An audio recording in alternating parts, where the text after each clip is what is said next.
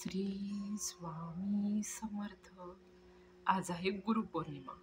गुरुपौर्णिमेनिमित्त आज आपण गुरुचरित्र पारायणाचा 14वा अध्याय बघणार आहोत.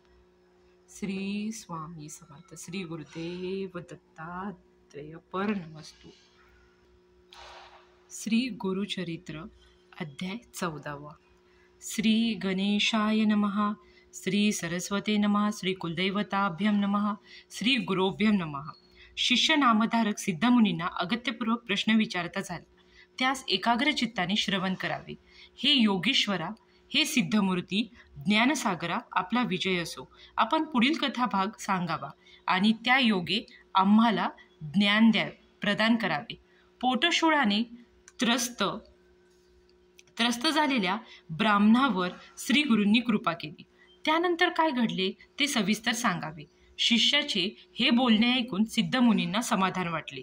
त्यांनी कामधेनू समान श्री गुरुचरित्राचा कथाभाग पुढे सांगाव्यास प्रारंभ केला. हे शिष्या ऐक.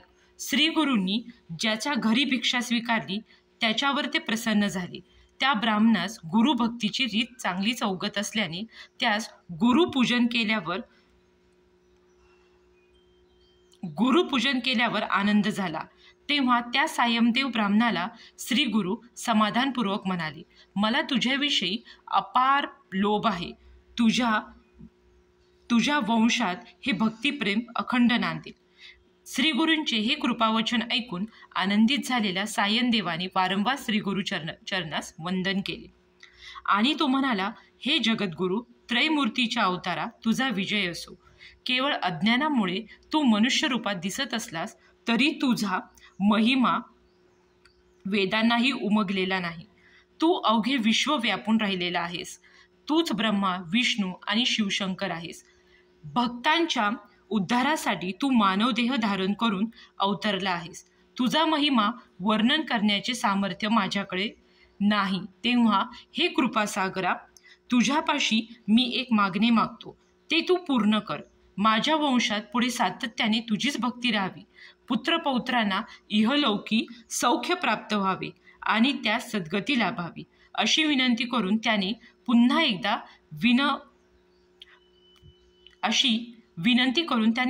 एकदा विनवणी स्वरूप सांगितले. मी ज्याची चाकरी करतो तो यवन अतिशय क्रूर आहे. तो दरवर्षी ब्राह्मणांचा घात करतो. या खेपेस त्याने मला बोलवले आहे. मी त्याच्यापाशी गेलो तर नक्कीच तो माझाही घात करेल. मात्र तुमची भेट झाली त्यामुळे मला अशा प्रकारे मरण येऊ नये असे वाटते. हे ऐकता श्री गुरूंनी सायनदेवाच्या मस्तकावर अत्यंत समाधानाने कृपावरदहस्त ठेवला आणि त्यास चिंता करू नये असे सांगितले. श्री गुरु म्हणाले, मनात भीती न बाळगता त्या क्रूर यवनाला भेटावयास जावे. तो प्रेमाने तुला पुन्हा आमच्याकडे पाठवेल. जोवर तू येथे परत येत नाहीस तोवर आम्ही येथेच राहू. तू आल्यानंतर आम्ही येथून निघून जाऊ. तू आमचा अत्यंत प्रिय भक्त होशील. तुझे वंशजही आमचीच भक्तीत राहतील. तुला सर्व इष्टते प्राप्त होईल आणि तुझा यथायोग्य वंशविस्तार होईल. तुझ्या वंशजनांना दीर्घायुष्य व सुख सौख्य लाभेल. अशी संतती संपत्तीही सह ते सुख प्राप्त करतील. श्री गुरूंकडून असा वर प्राप्त होता सायमदेव ब्राह्मण यवनाला भेटावयास गेला.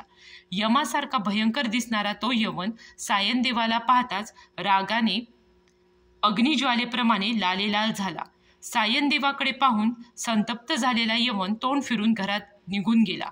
हे पाहून ब्राह्मण चिंतित झाला आणि श्री गुरूंचा आठव करू लागला. वाळवीला कोप आला तरी ती अग्नीच्या वाटेला जात नाही. त्या मात्र ज्याच्यावर श्री गुरु कृपा झाली त्यांच्यासमोर दुष्ट काय करेल? गरुडाच्या पिल्लांना सर्प गिळेल काय? त्यानुसार त्या ब्राह्मणावर श्री गुरूंची अपार कृपा होती. ज्याप्रमाणे ऐरावत सिंहाचे भक्षण करू शकत नाही त्याचप्रमाणे ज्याच्यावर श्री गुरूची कृपा असते त्या कळीकाळाचे भय नाही. ज्याच्या हृदय श्री गुरूंचे नित्य स्मरण नांदत असेल त्यास भयाची भीती नाही. ज्याला मरणाची भीती वाटत नाही त्याला अपमृत्यूचे भय ते काय असणार? ज्याला मृत्यूचे भय उरले नाही त्या यवनाविषयी भीती का वाटावी? ज्याच्यावर श्री गुरुकृपेचे कवच आहे त्याला यमाचीही भीती ग्रासत नाही.